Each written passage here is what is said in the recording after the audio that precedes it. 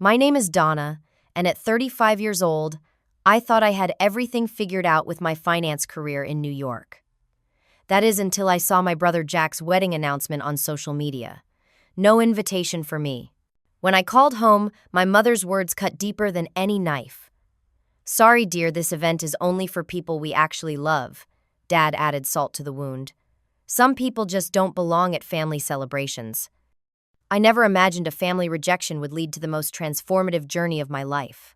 Before I continue my story, let me know where you're watching from in the comments, and hit that like and subscribe button if you've ever felt like the black sheep of your family. Growing up in our small Midwestern town of Mapleton, I always felt like I was wearing the wrong outfit to a party where everyone else got the dress code. My brother Jack, 3 years younger, was the golden child from the moment he was born. Our parents, Martha and Robert Wilson, never tried to hide their preference. Where I was serious and studious, Jack was charming and easygoing. My achievements were expected, his were celebrated. The pattern was so obvious that even neighbors would comment on it, though, always in hushed tones when they thought I couldn't hear. "He just lights up a room, doesn't he?" they'd say about Jack. About me, it was always, "Donna is so independent." Our house on Elm Street was comfortable, but not luxurious. Dad worked as a manager at the local manufacturing plant while Mom taught 3rd grade at Mapleton Elementary. We weren't poor, but money was something to be careful with. At least that's what they told me when I needed new basketball shoes or wanted to attend a science camp. "We need to be practical," Donna Mom would say, counting out dollars from her wallet with a sigh. But when Jack wanted baseball equipment or guitar lessons, the money magically appeared. "We have to nurture his talents," Dad would beam, handing over the credit card. I learned early that the only person I could truly count on was myself. When college approached, I applied for every scholarship I could find, worked weekends at the local diner, and saved every penny. My parents contributed what they called what we can afford to my education at State University, about 2 hours away. It covered less than a quarter of my expenses, leaving me to work part-time throughout college and take out student loans. Meanwhile, Jack attended an expensive private university out of state. "We've been saving for his education," Mom explained when I questioned the disparity. "He needs the right connections for his future." Despite the challenges, I excelled in my finance degree, graduating with honors and landing an entry-level position at a prestigious firm in New York. Moving to the big city was terrifying and exhilarating. My studio apartment in Brooklyn was tiny but mine. For the first time, I felt free from the constant comparison and subtle disapproval.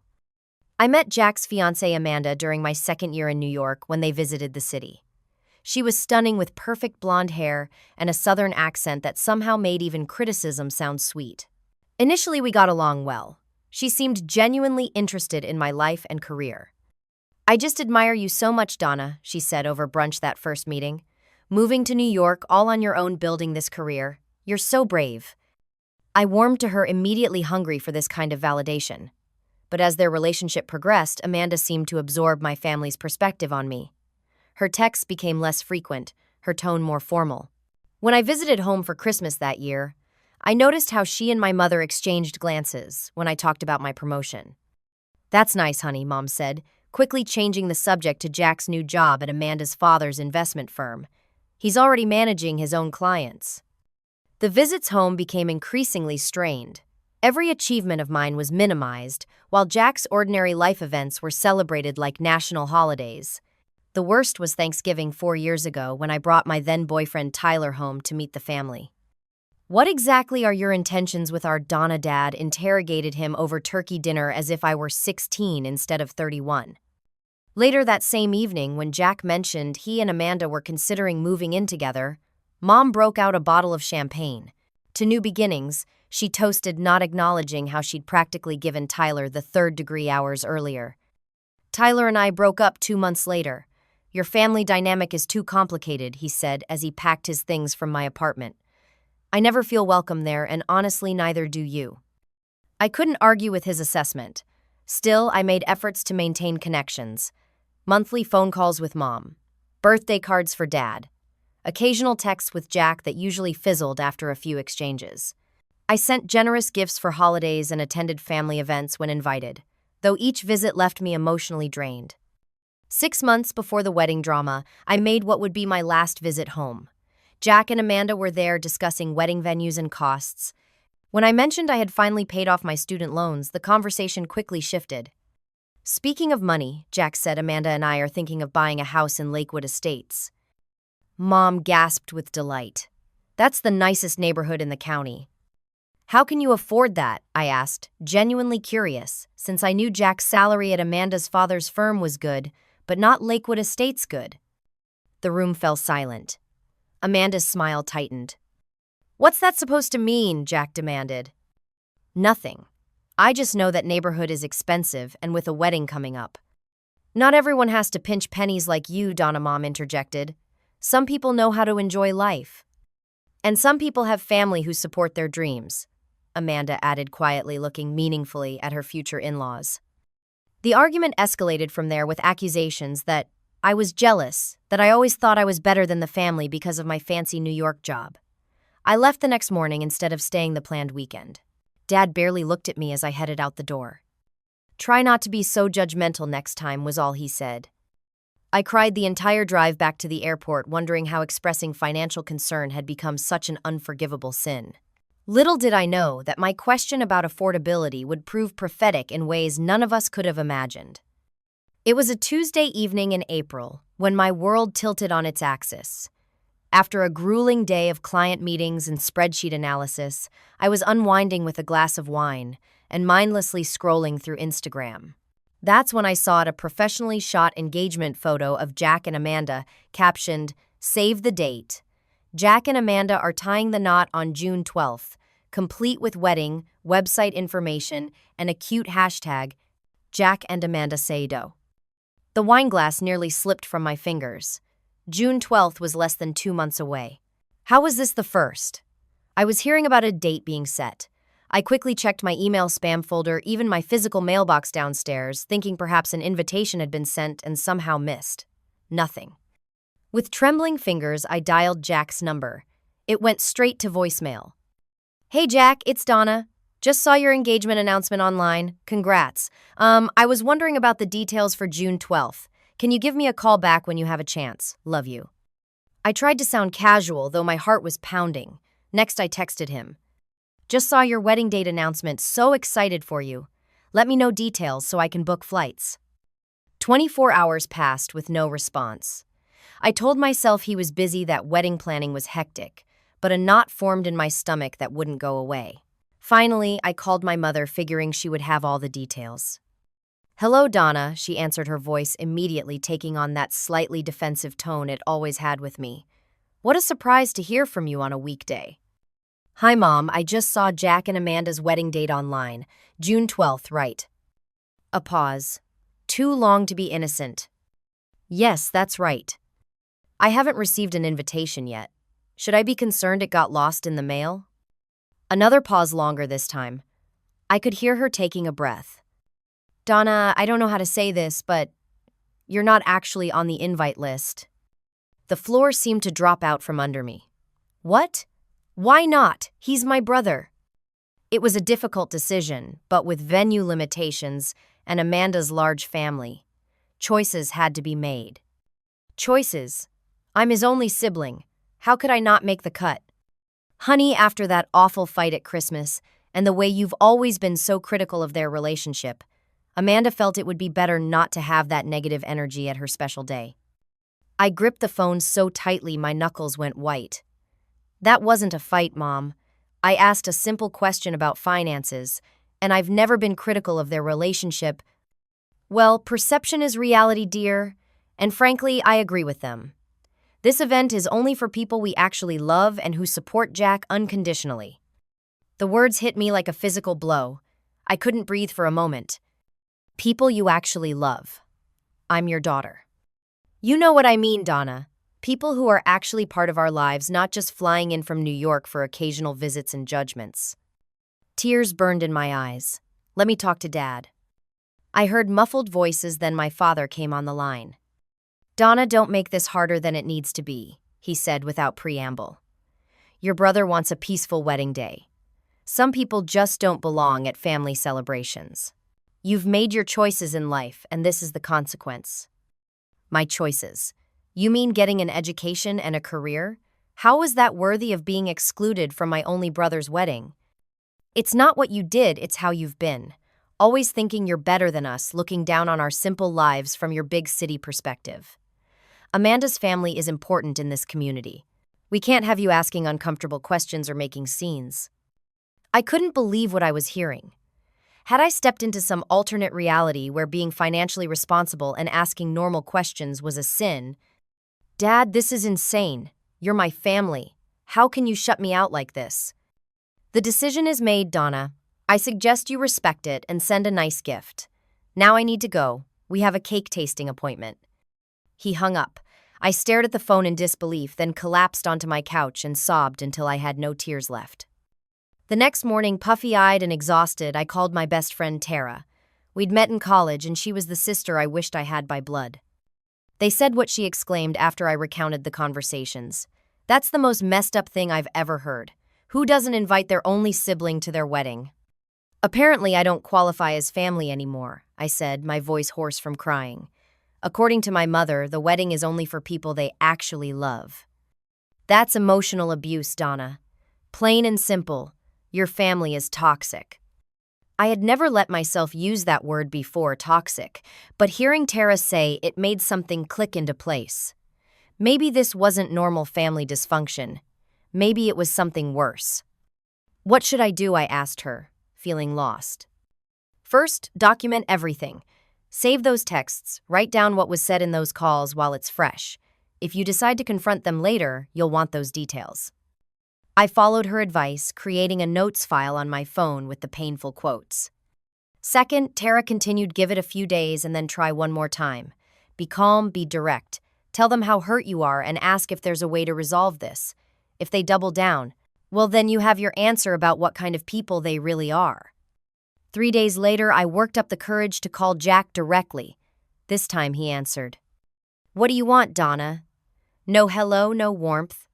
I want to understand why I'm not invited to your wedding. We're siblings, Jack. How could you do this? Amanda and I made our guest list very carefully. After how you behaved last time you were here, questioning our financial decisions, and implying I couldn't afford the life we're building, she doesn't feel comfortable having you there. That was a misunderstanding. I was just surprised about the house, that's all. Well, your surprise came across as judgment. It always does. Look, this is my day, okay? I don't need your negativity ruining it. Jack, please. I'm your sister. I love you. I want to be there. If you loved me, you'd respect our decision and stop making this about you. Goodbye, Donna. Click. Another call ended. Another door closed. I made one final attempt, sending a heartfelt email to both Jack and Amanda, apologizing for any misunderstanding, expressing my love, and asking for reconciliation. The reply came from Amanda, short and final. We appreciate your thoughts, but our decision stands. Please respect our boundaries. Wishing you the best, Amanda. As the wedding date drew closer, social media became a minefield. Bridal shower photos, bachelor party updates, family gathering for dinner with the caption "Wedding Planning Mode." Every image excluded me, but included my parents beaming with pride. I can't take this anymore, I told Tara over wine at my apartment. Every day there's a new reminder that I'm not wanted. Then stop looking, Tara said simply. Block them temporarily if you need to. And maybe it's time to create your own joy instead of seeking it from people who withhold it. She was right. If my family didn't want me at this celebration, I needed to accept that painful reality. But I didn't have to sit home alone on June 12th, scrolling through wedding photos and feeling sorry for myself. I could choose a different path. That night after Tara left, I opened my laptop and began researching destinations.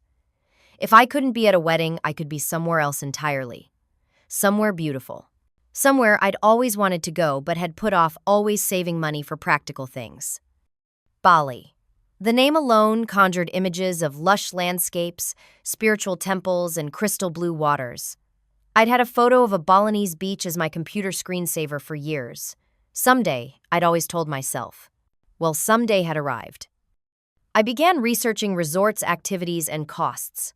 The more I looked, the more excited I became. Yoga retreats, cooking classes, waterfall hikes, cultural experiences. This wouldn't be just an escape. It would be an adventure. The Four Seasons at Jimbaran Bay caught my eye first. Luxurious villas with private pools overlooking the Indian Ocean. The price made me wince. Just one night there would cost more than a week's salary. But then I thought about what my family had said, about belonging, about choices. Maybe it was time to choose myself for once. I consulted my bank accounts. Years of careful saving and investing had left me with a substantial emergency fund and investment portfolio. This wasn't exactly the emergency I had envisioned, but healing my heart seemed like a worthy expenditure. I booked 10 nights at the resort covering the wedding date and surrounding days. The next morning I requested a meeting with my boss, Victoria. 2 weeks in Bali, she repeated, looking surprised. That's not like you, Donna. You haven't taken more than a long weekend in 3 years. I know, but I need this. Family situation. I didn't elaborate, and thankfully she didn't push. You've more than earned the time. Your clients are stable right now, and Marcus can cover any emergencies. When are you thinking? June 9th through 23rd. She nodded, making a note. Consider it approved. And Donna, whatever's going on, I hope this trip helps. I felt a weight lift just slightly. At least in my professional life, I was valued. Planning the trip became my evening obsession. I researched Balinese customs, downloaded language apps to learn basic phrases, and mapped out potential excursions. Each detail I finalized felt like a small act of reclaiming power over my life. Tara came over on a Saturday to help me shop for resort wear and tropical necessities. You need at least 2 glamorous dresses, she insisted as we browsed a boutique in Soho, for those nights when you want to feel like a goddess. I laughed but didn't argue. The emerald silk dress I tried on made me look taller, more confident. The price tag was steep, but I bought it anyway, along with a white linen sundress that made my summer tan pop. You know what's funny, I said as we celebrated our successful shopping with cocktails afterward. I've spent years being so careful with money because I never had the family safety net Jack has. But now I'm spending more on this trip than I would have on flying to the wedding, buying gifts and new outfits combined. It's not about the money, Tara said wisely. It's about investing in your well-being instead of people who don't appreciate you. The following week, I was surprised when Patrick from the accounting department stopped by my office. We had a friendly professional relationship, but weren't particularly close. Heard you're taking a big trip, he said, leaning against my doorframe. Bali, right. My sister went last year. I've got her travel guides if you want to borrow them. That would be amazing, thank you. He returned the next day with a stack of books and a handwritten list. Her personal recommendations, the stuff that doesn't make it into official guides. As he turned to leave, he hesitated. Also, I overheard you on the phone the other day, sounded intense. If you ever want to talk or grab a coffee, I'm around. I was touched by the unexpected kindness. Thanks, Patrick. I might take you up on that. As the departure date grew closer, my emotions became increasingly complicated. Excitement about the trip mixed with lingering sadness about the wedding. I found myself drafting and redrafting a final message to my family, wanting to be honest without being bitter. Finally, 3 days before my flight, I settled on, I wanted to let you know I'll be traveling during Jack's wedding. I respect your decision not to include me, though it hurts deeply. I wish you all joy on the day and hope someday we can rebuild our relationship. Love, Donna. My mother's response came quickly. Probably for the best. Enjoy your trip. No questions about where I was going, no acknowledgement of the pain, just dismissal. Dad didn't respond at all. Jack sent a thumbs-up emoji, nothing more. The morning of my departure arrived with surprising clarity. As the taxi pulled up to take me to JFK, I felt something unexpected relief. For the next 2 weeks, I wouldn't have to think about wedding hashtags or family rejection. I could just be Donna Traveler Explorer Seeker. Bali, here I come, I whispered to myself as the plane took off, watching New York shrink beneath me. The hurt wasn't gone, but for the first time since seeing that wedding announcement, I felt like I could breathe again. After 20-plus hours of travel, the airport doors in Denpasar slid open, and the warm, fragrant air of Bali enveloped me like a gentle hug. Frangipani incense, and a hint of something unfamiliar but enticing. I stood for a moment, just breathing it in, letting the reality sink in. I had done it. I had traveled halfway around the world alone to heal my broken heart. My driver, arranged by the resort, greeted me with a warm smile and a small flower tucked behind my ear. "Welcome to Bali, Miss Donna. Good journey." "Long but worth it," I replied already, feeling the tension in my shoulders begin to dissolve. The drive to Jimbaran Bay took us through crowded streets filled with motorbikes past elaborate temple gates and alongside terraced rice fields that seemed to glow in the late afternoon sunday. Every sight was so different from the concrete canyons of New York or the neat suburban lawns of my hometown. I felt myself expanding into this new space, this place where nobody knew me as difficult Donna or the unwanted sister. The Four Seasons exceeded every expectation. My villa, perched on a hillside overlooking the Indian Ocean, featured a thatched roof marble floors and a private infinity pool that seemed to spill directly into the sea below. A welcome basket contained tropical fruits, many I didn't recognize, along with a handwritten note wishing me a peaceful stay. That first evening, I sat on my terrace watching the sun sink into the ocean in a blaze of orange and pink, sipping a mango smoothie and feeling the day's magic wash over me. For the first time in weeks, I didn't check social media or my email. The wedding, the hurt, New York, all seemed to belong to another lifetime. I spent the next morning sleeping in, then exploring the resort. Breakfast was a feast of tropical fruits, freshly baked pastries, and Balinese coffee so rich it didn't need sugar. I booked a massage for the afternoon and a sunset yoga session on the beach. The massage therapist, a tiny woman named Wayan with surprisingly strong hands, worked out knots in my back I didn't even know I had. "Much tension here," she commented, pressing between my shoulder blades. "You carry heavy things." "Work stress," I said automatically. She made a sound that wasn't quite agreement. "Not work. Heart stress. Family. Yes." I opened my eyes, startled by her perception. "How did you know?" She smiled gently. "Body tells stories. Shoulders carry responsibility. Back carries loyalty. Your body very loyal but hurting." Tears sprang to my eyes unexpectedly. This stranger had seen through me in minutes, recognizing the weight I carried without knowing any details. Something about her simple acknowledgement of my pain broke through a wall I'd built. That evening's yoga session proved equally revelatory. As the instructor guided us through gentle movements with the sunset painting the sky behind her, she spoke about letting go. "Inhale what serves you, exhale what does not. Your breath is powerful medicine." I focused on my breathing, imagining each exhale carrying away a piece of hurt, a fragment of rejection. By the end of the session, lying in savasana with the sound of waves in my ears, I felt lighter than I had in months. On my third day, I decided to venture beyond the resort. The concierge recommended a local guide named Nyoman, who specialized in showing visitors the real Bali beyond tourist attractions. Neumann arrived in a well-maintained Jeep, his smile as bright as the tropical Sunday. "Where would Miss Donna like to go today? Temples, waterfalls, markets?" "All of it," I laughed. "Show me your favorite places, the ones tourists might miss." He nodded approvingly. "Good choice. First, we visit my village temple. Small ceremony happening today. Very lucky timing for you." The temple was nothing like the grand religious buildings I was familiar with.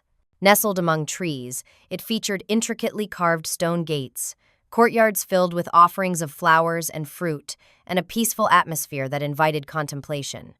Nyoman explained the basics of Balinese Hinduism as we walked the complex balance between gods and demons, the importance of harmony. Villagers welcomed me with smiles, unconcerned by my obvious foreignness. An elderly woman pressed a small offering basket into my hands, showing me how to place it before the shrine and bow with my fingertips touched to my forehead. I felt awkward, but moved by the inclusion. "They say when you pray in new temple first time special power," Nyoman told me. "What you wish for now has strong energy." Closing my eyes, I found myself wishing not for my family to change their minds or feel guilty as I might have expected, but for my own peace. For the strength to accept what couldn't be changed and build a fulfilling life regardless. When I opened my eyes, Nyoman was watching me with a knowing expression. "Good prayer," he said simply. "I can see in your face." We spent the rest of the day exploring hidden waterfalls where we swam in cool, clear pools, visiting a small family compound where Nyoman's cousin taught me to make proper Balinese coffee, and wandering through a local market, bursting with colors, scents, and unfamiliar treasures. By the time Nyoman dropped me back at the resort, I felt simultaneously exhausted and energized. I'd forgotten to check my phone all day, had forgotten, in fact, that there was drama waiting for me back home. That night at the resort's beachfront restaurant, I sat alone at a table overlooking the water savoring grilled fish, with sambal and coconut rice. A voice interrupted my thoughts. "Mind if I join you? All the other tables with a view are taken." I looked up to see a tall man about my age with sun-browned skin and laugh lines around his eyes. Something about his direct gaze and easy confidence intrigued me. "Be my guest," I gestured to the empty chair. "Lucas Pearson," he introduced himself, extending a hand. "Here on business or pleasure?" "Definitely pleasure. I'm Donna Wilson. You?" "I actually live here. Running from corporate America about 5 years ago and never looked back. Started a dive shop in Sanur." "That sounds wonderfully impulsive," I said, genuinely impressed.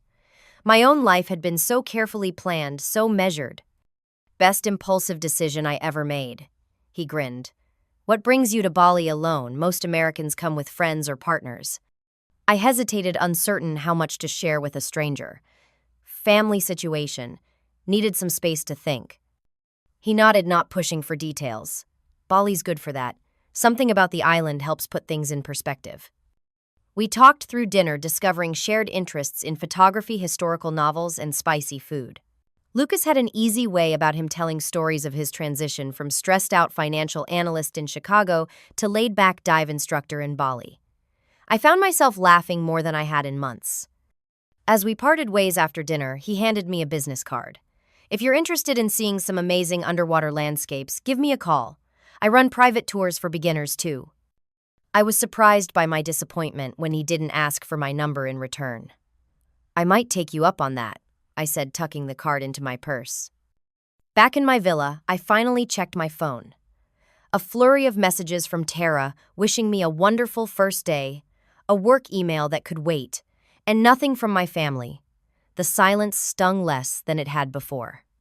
I messaged Tara back with highlights from my day, including a mention of Lucas. Her reply was immediate. "Vacation romance potential. Say yes." I laughed and put the phone away. Romance wasn't what I'd come for, but the interaction had reminded me that connections could form anywhere unexpectedly if I remained open to them. Over the next few days, I settled into a rhythm: mornings spent exploring with Nyoman, afternoons at the resort pool, or spa evenings trying different restaurants. I took a cooking class, learned traditional Balinese dance steps badly, and began filling a journal with observations and reflections. On my 6th day in Bali, June 12th, the wedding day, I woke with a heaviness I couldn't immediately shake. Somewhere on the other side of the world, my brother was marrying Amanda without me present. I allowed myself a moment of sadness looking at old photos of Jack and me as children before he became the favorite, before the distance grew. I decided to visit Tirta Empul. The water temple Nyoman had mentioned was good for purification rituals. If ever I needed symbolic cleansing, it was today. The temple complex was busy but not overcrowded. Nyoman guided me through the proper offerings and prayers before leading me to the famous holy springs, where water gushed from carved stone spouts into a large rectangular pool. "People come for healing, for blessing," he explained. "You bathe in each spring, pray, release what troubles you." I changed into the required sarong and entered the cool water, following Nyoman's instructions for moving from one spring to the next. At each stone spout, I dipped my head under the flow, letting the water course over my face and shoulders. With each immersion, I silently released a piece of resentment, a fragment of hurt, a memory of exclusion. By the final spring, I felt lighter, cleaner somehow. Not miraculously healed. Bali wasn't magic, but centered in a way I hadn't experienced before. Whatever was happening at the wedding no longer seemed to define me. That evening, surprising myself, I called Lucas's dive shop and left a message. He called back within the hour. "Donna, I was hoping I'd hear from you. Interested in seeing what's under those waves?" "Actually, yes. I've never done any diving, though." "Perfect. I specialize in introducing nervous first-timers to the underwater world. How about tomorrow? I'll pick you up at 9. As I agreed to the plan, I made another impulsive decision. Lucas, I think I'm going to extend my trip by another week.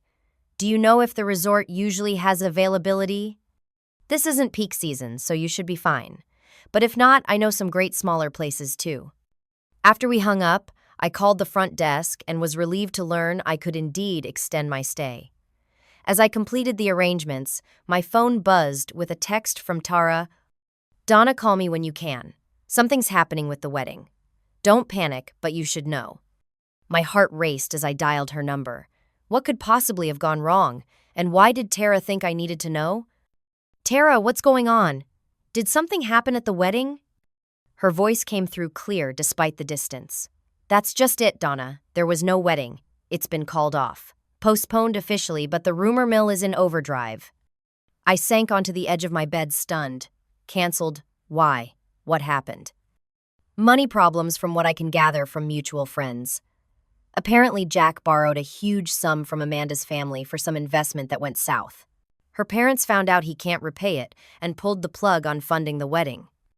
The conversation with my parents suddenly took on new meaning. Their defensiveness when I questioned the house purchase, their insistence that I not attend the wedding, had they known about financial troubles all along. There's more, Tara continued. Your parents have been calling everyone trying to reach you. Your mom called me 3 times today. I didn't tell her where you were, just that you were traveling. What did she want? She wouldn't say specifically, just that it was a family emergency, and they needed to speak with you urgently. I felt a complex mix of emotions, vindication, concern, and a strange detachment, as if I were hearing about strangers rather than my own family. Should I call them? I asked, though the question was more for myself than for Tara. That's up to you. But remember why you're in Bali in the first place. Take care of yourself first. After we hung up, I stood on my villa's terrace watching the stars reflect on the ocean. My family had shut me out, told me I wasn't welcome, that I didn't belong. Now that they were in crisis, they urgently needed to reach me. The irony wasn't lost on me. But neither was I naive enough to think their reaching out now represented a genuine change of heart. More likely, they needed something from me, perhaps financial help, given the nature of the crisis. I decided not to call them tonight. Tomorrow, I would go diving with Lucas, experiencing something new and beautiful. I would continue my healing journey. My family's emergency wasn't more important than my well-being, not anymore. For the first time in my life, I chose myself without guilt, and the Balinese stars seemed to shine a little brighter in approval. The following morning, I woke to a barrage of notifications. 5 missed calls from my mother, 3 from my father, 7 text messages from Jack, increasingly desperate in tone, 2 voicemails. I set the phone aside without listening to the messages or reading the texts. Today was for diving for new experiences, not for being pulled back into family drama. Lucas would be arriving in an hour, and I intended to be present for the adventure ahead. The dive exceeded every expectation. After patient instruction on the beach and in shallow water, Lucas guided me to a vibrant coral reef teeming with life. Schools of bright fish darted around us. A sea turtle glided majestically past, and colors more vivid than anything on land surrounded us in every direction. In the underwater world, family problems and wedding cancellations seemed to belong to another universe entirely. Back on the boat, exhilarated and exhausted, I finally felt ready to deal with whatever crisis had erupted back home. I checked my messages while Lucas stowed the equipment.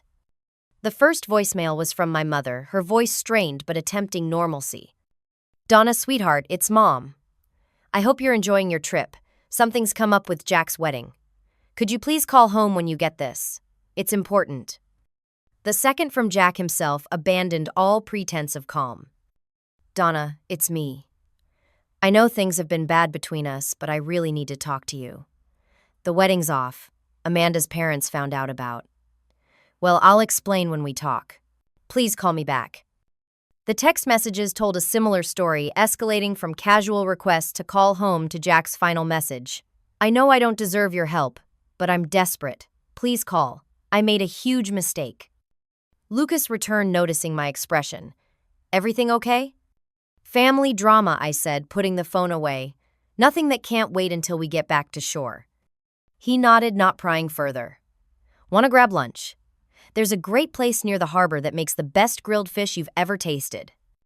I agreed, gratefully appreciating the distraction. Over lunch, our conversation turned more personal. You mentioned you came to Bali because of a family situation, Lucas said, refilling my water glass. I recognized that escape mode. Did something similar myself when I left the States. His openness invited reciprocation. I found myself telling him about the wedding exclusion, my parents' hurtful words, and now the canceled ceremony and desperate messages. Sounds like they only want you around when they need something, he observed. That's exactly it, I said, relieved that he understood so quickly. My entire life, I've been the responsible one, the independent one, the one who doesn't need help. Until they need something from me, I'm practically invisible. I get it more than you might think. My family situation was similar, though, for different reasons. My parents divorced when I was 12 and both remarried quickly. New spouses, new kids. Suddenly, I was the awkward reminder of a failed relationship. Nobody said it outright, but holidays, graduations, even regular weekends. I always felt like an afterthought. What did you do about it? I asked, genuinely curious. Tried to win their approval for years. Went to the college my dad wanted, took the finance job he arranged, dated women they approved of. He smiled ruefully. Then at 29, I had what my stepmother called a quarter-life crisis. Quit my job, sold most of my possessions, and bought a one-way ticket to Southeast Asia. And you ended up here. Eventually. Traveled around for a year first. But Bali felt like home from the first day. The culture here values family deeply, but also community balance and personal spiritual connection. It helped me realize I could build my own definition of family. His story resonated deeply. Have you reconciled with your parents? On my terms, yes. I visit every couple of years. We talk monthly. But I stopped expecting them to be what they're not capable of being. That was the key, setting realistic expectations. Back at the resort that evening, fortified by Lucas's perspective and the day's adventures, I felt ready to face my family's crisis. I called my mother first. Donna, thank goodness. Where are you? We've been trying to reach you for days. I'm on vacation, Mom. What's going on with the wedding? She hesitated. It's been postponed. There were some financial complications. What kind of financial complications? Another pause. Jack made some investments using money from Amanda's family. Things didn't work out as planned, and now there's an issue with repayment. How much money are we talking about? $300,000, she said quietly. I nearly dropped the phone. $300,000. For what investment? Some cryptocurrency thing. It seemed like a sure thing at the time. The pieces clicked into place. The expensive house they couldn't afford. The lavish wedding plans. Jack had been gambling with his future in-laws' money and lost. Amanda's parents are threatening legal action unless we can come up with the money. They've called off the wedding until it's resolved. We, I repeated. Why is this a we problem? Jack took the money. He's family, Donna. We support each other in times of need. The hypocrisy was breathtaking. Funny, that's not what you said when you told me the wedding was only for people you actually love. That some people don't belong at family celebrations. Silence on the line, then in a smaller voice. We were wrong to exclude you. I see that now.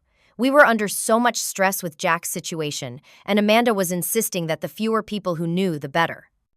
So you threw me under the bus to protect Jack's secret financial mess.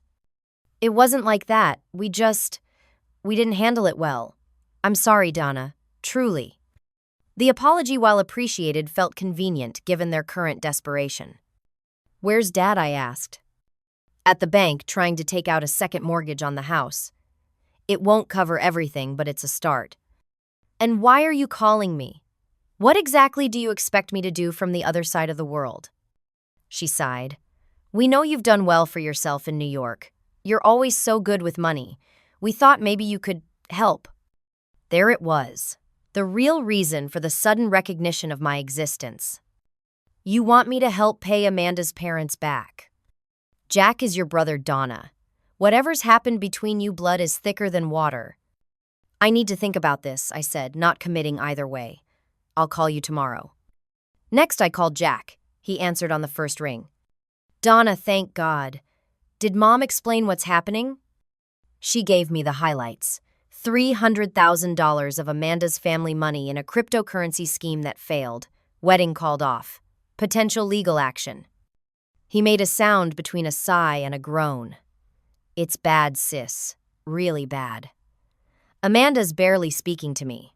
Her father is talking about fraud charges. Was it fraud, Jack? Did you lie about the investment? Not exactly. I just might have exaggerated the potential returns and used some of the money for the house down payment instead of investing all of it. I closed my eyes, absorbing the magnitude of his poor decisions. What do you want from me, Jack? I need $100,000 to make this go away. Dad's getting $150 from the house, and I can scrape together $50 from my savings and selling some stuff. With your $100, we can pay back Amanda's family and maybe save the relationship. The casual way he named such an enormous sum as my contribution was stunning. Jack, that's a huge amount of money. Almost all of my savings. I know it's a lot to ask, but you're the only one I can turn to. You've always been the responsible one, the smart one with finances. Interesting. Last week I was the judgmental one who didn't deserve a wedding invitation. Now I'm the responsible one who should hand over my life savings. His voice cracked. I know I've been awful to you. I let Amanda and her family influence how I saw you. I was trying so hard to impress them that I pushed aside the one person who's always had my back. I'm sorry, Donna. I really am. Part of me wanted to believe him. Another part recognized the convenient timing of this revelation. I'll think about it and call you tomorrow, I said finally.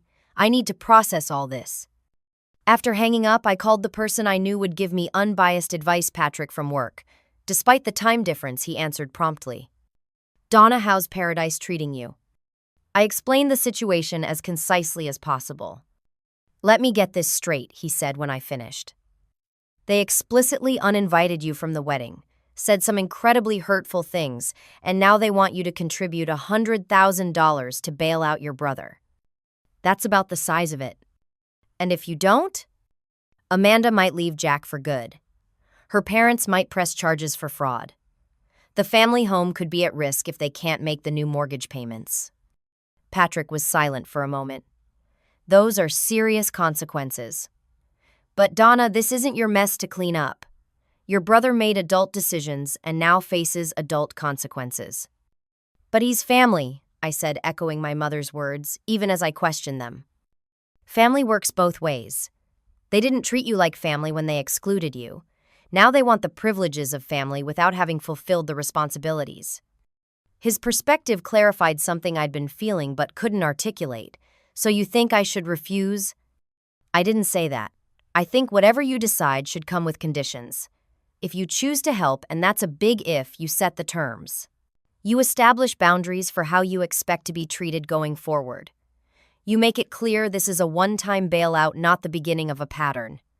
After we hung up, I walked along the beach watching the moonlight on the waves. The peace I'd found in Bali had been disrupted but not destroyed. I still had choices. I still had power.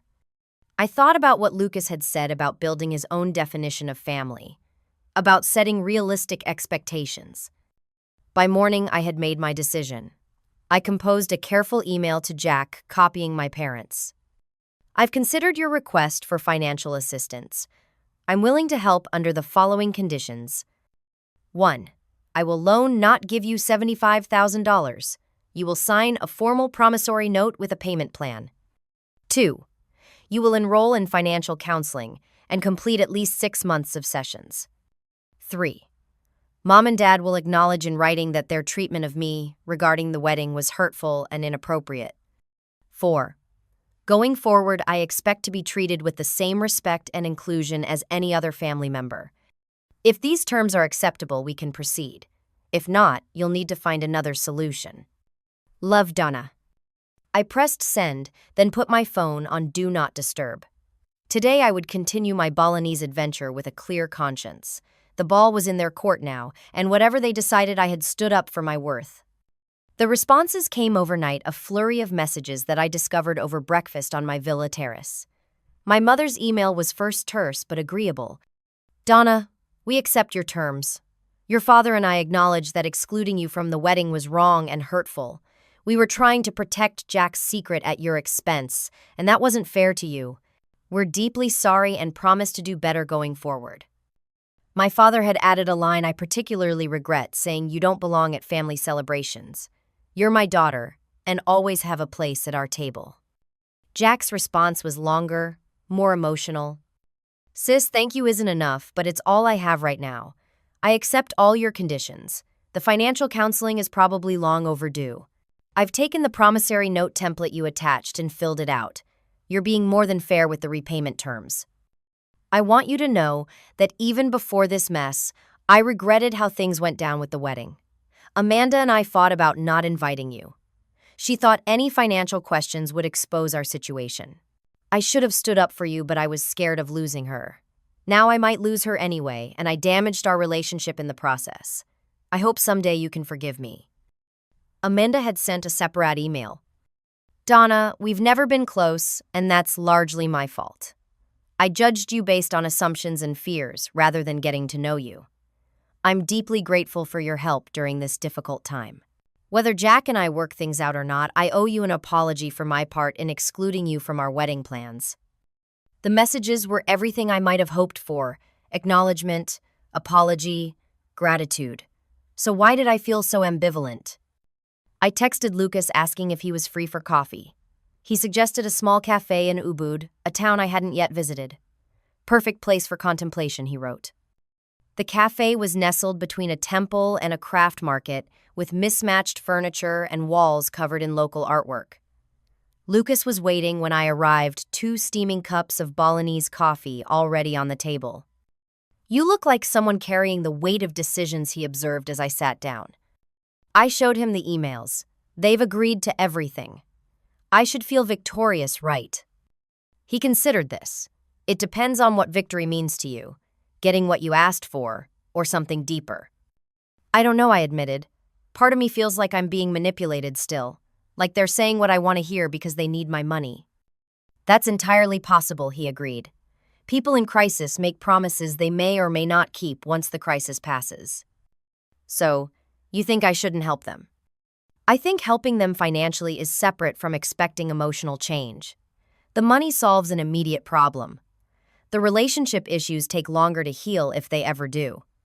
His wisdom struck a chord. I'd been treating the financial help as a lever to force emotional recognition, but perhaps that was unrealistic. "The question," Lucas continued, "is whether you can give the money without attaching expectations of transformation. Can you help Jack because you choose to, even knowing your parents might revert to old patterns once the crisis passes?" "I don't know," I said honestly. "I want to believe they've had a genuine realization about how they've treated me." "They might have. Crisis has a way of clarifying what matters. Just don't bank your emotional well-being on it." After leaving Lucas, I wandered through Ubud's markets and temples, mulling over his perspective. By late afternoon, I found myself at the famous Sacred Monkey Forest, watching macaques play and squabble among ancient statues and trees. One small monkey sat apart from the others, observing, rather than participating in the chaos. I felt a kinship with the solitary creature. Like me, it seemed content in its independence, neither rejecting its community nor depending on it for validation. That evening, back at my villa, I received another call from Jack. "Amanda's parents have agreed to drop the threat of legal action if we pay back 2/3 of the money immediately," he reported. "Dad's loan was approved. If you're still willing to help—" "I am," I said, having made my decision. "I'll transfer the funds tomorrow." "Thank you, Donna. I know I don't deserve your help, but I promise I'll make it right. Just follow through on the financial counseling, Jack. And maybe think about what kind of relationship we want to have going forward, separate from Mom and Dad's influence." After we hung up, Patrick called, checking in on the situation. "You decided to help them," he said, reading my tone. "I did, but with clear boundaries and expectations." "And how are you feeling about it?" I considered the question carefully, strangely empowered. For the first time, I made a choice about my family on my terms, not theirs. Whether they appreciate it long-term or not, I know I acted according to my values. "That's growth," Patrick said approvingly. "Making choices from strength rather than obligation or fear of rejection." The next morning, I contacted my bank and arranged the wire transfer. As I completed the transaction, I felt a sense of closure. Whatever happened next with my family, I had acted with integrity and compassion while also standing firm in my worth. I decided to spend my final days in Bali fully present, not worrying about the future of my family relationships. I visited more temples, hiked to see sunrise from Mount Batur, and even took another dive with Lucas, feeling much more confident underwater this time. On my last evening, Lucas invited me to a traditional Balinese ceremony at his village's temple. "It's a purification and blessing ritual," he explained. "Seemed fitting for your last night." The ceremony was beautiful, filled with incense flowers and haunting gamelan music. As part of the ritual, the priest tied a white thread around my wrist. "This symbolizes your connection to Bali," Lucas translated, "and reminds you that while threads can break, the spiritual bond remains." Looking at the simple thread, I thought about connections both fragile and enduring. My connection to my family had been strained to breaking point, but not severed entirely. My connection to myself, to my own worth and values, had strengthened during this journey. As we left the temple, Lucas asked, "Will you come back to Bali someday?" "Definitely," I said without hesitation. "This place has given me exactly what I needed." "And what was that?" I considered the question seriously. Perspective, distance to see my situation clearly, and permission to put myself first without guilt. He nodded, understanding. "That's what Bali gave me too 5 years ago. The island has a way of teaching what you most need to learn." The night before my departure, I sent a final email to my family. "The money has been transferred. Use it wisely. I'll be home in 2 days and would like to meet to discuss how we move forward as a family. Whatever happened in the past, I'm choosing to believe we can build something better if we're all committed to trying. Love, Donna." As I packed my bags, tucking Balinese souvenirs among my clothes, I realized I was bringing home much more than physical mementos.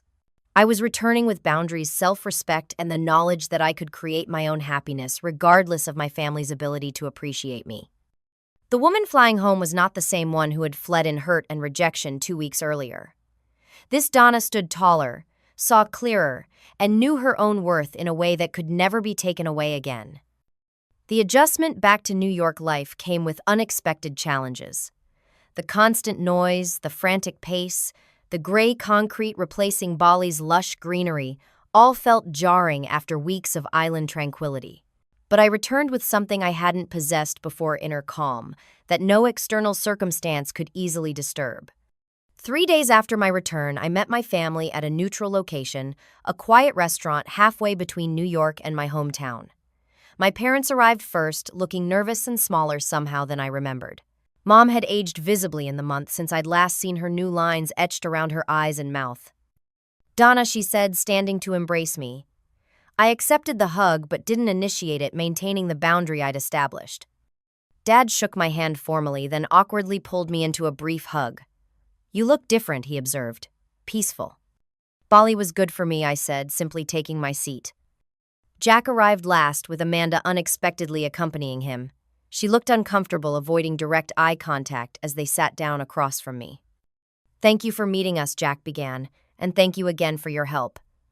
The situation with Amanda's parents is resolved. They've agreed not to pursue any legal action." "That's good," I said neutrally. "Have you started the financial counseling?" He nodded, looking chagrined. "First session was yesterday. Eye-opening, to say the least." "And the wedding, what's happening there?" Amanda spoke for the first time. "We've postponed it indefinitely. We need to work on our relationship and our communication before we think about marriage again." There was a maturity in her tone that hadn't been present before. Perhaps the crisis had forced growth for all of us. "I want to be clear about something," I said, looking at each of them in turn. "I helped because Jack is my brother, and despite everything, I care what happens to him.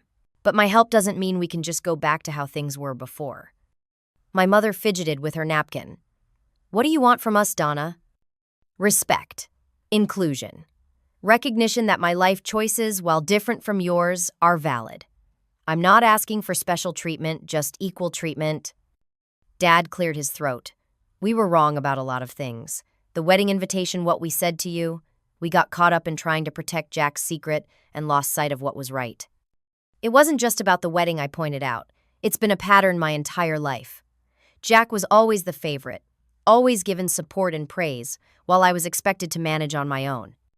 "We didn't think you needed us," Mom said quietly. "You were always so capable, so independent." "Everyone needs support, Mom. Everyone needs to know they belong." The conversation continued through dinner, uncomfortable at times but necessary. We didn't resolve decades of family dynamics in one meal, but we established a foundation for something healthier. As we prepared to leave, Amanda pulled me aside. "The wedding is being rescheduled for next spring," she said. "Much smaller, more intimate. I hope you'll be there, not just as a guest, but as my bridesmaid, if you're willing."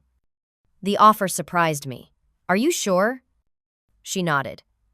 "Getting to know your brother means understanding his relationship with his sister. I'd like us to start fresh if that's possible."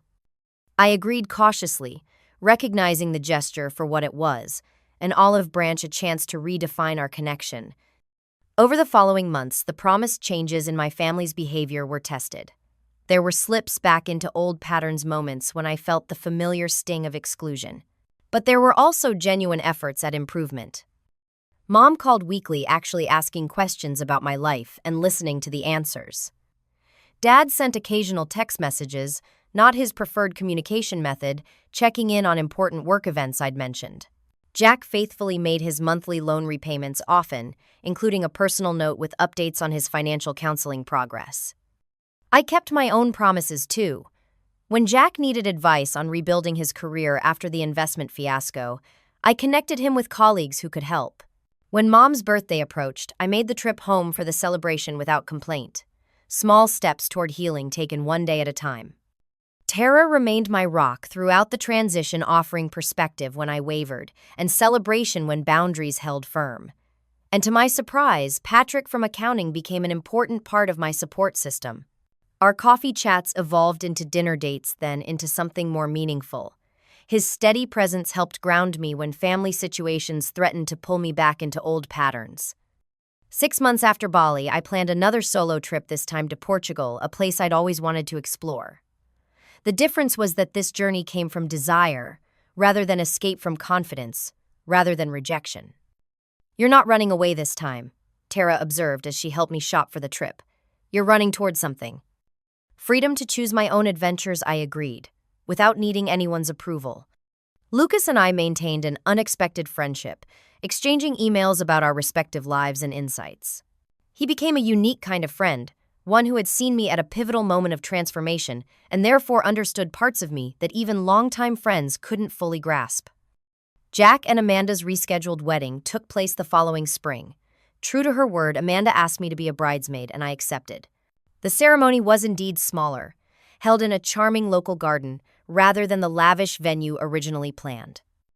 Standing beside Amanda as she and Jack exchanged vows, I felt a complex mix of emotions. Pride in my brother's growth, cautious hope for their future, and a deep appreciation for my own journey. The pain of exclusion had led to the gift of self-discovery. Would I have found my strength without that initial rejection? Perhaps not. At the reception, I was surprised by how many extended family members approached me with comments about my inspiring career in New York and questions about my life. Had they always been interested but never expressed it? Or had my newfound confidence changed how they perceived me? My parents, watching me navigate these conversations with ease, seemed to view me with new eyes. Dad pulled me aside during the dancing. "I owe you an apology that's long overdue," he said, uncharacteristically emotional. "I think I've been intimidated by you, Donna. Your independence, your success in a world I don't understand. It was easier to focus on Jack because he needed me in ways you never seemed to." "I needed you differently, Dad. Not to solve my problems, but to acknowledge my successes. To be proud of me, too." "I am proud," he said simply. "More than I've shown. I'm trying to do better at saying it out loud." A year after the original wedding date that never happened, my family gathered at my apartment in New York for a dinner I hosted. Jack, now working at a more modest but stable job, proudly announced he had repaid another chunk of my loan ahead of schedule. Amanda shared news of a promotion at work. My parents, still adjusting to seeing me as an equal adult, rather than their independent daughter, made visible efforts to show interest in my life and home. As I observed them around my dinner table, I realized something important: the family dynamic had permanently shifted. Not perfectly, not completely, but meaningfully. My boundaries had changed the system. My self-respect had commanded theirs. The financial crisis that had prompted their desperate reach toward me had indeed been a turning point, but not in the way any of us expected. It had forced recognition of patterns long ignored. It had created space for new ways of relating. And most importantly, it had given me the opportunity to define my terms of engagement. That night, after my family left, I stood at my apartment window looking out at the New York skyline. The journey from rejection to self-discovery had been painful but necessary. I had learned that sometimes not being invited to the table means you're free to build your own better table. I no longer needed my family to validate my worth or include me to feel complete. I chose to maintain relationship with them not from desperation for approval, but from a place of compassion and measured love. I had discovered the most important invitation was the one I extended to myself: permission to live authentically, to set boundaries, and to create a life rich with chosen connections. The white thread bracelet from Bali had long since fallen off, but as Lucas predicted, the connection remained. Not just to the island, but to the woman I discovered there. The one who knew that belonging begins with belonging to yourself first. Have you ever had to create your own path after family rejection, or found strength in being excluded from something you thought you needed to be part of? Share your story in the comments below. Sometimes our deepest wounds lead to our greatest transformations. If my story resonated with you, please like and subscribe for more real-life journeys of healing and self-discovery. Remember that sometimes when one door closes, you don't need to wait for another to open. You can build your own door on your own terms. Thank you for listening, and may you find the courage to choose yourself when others don't.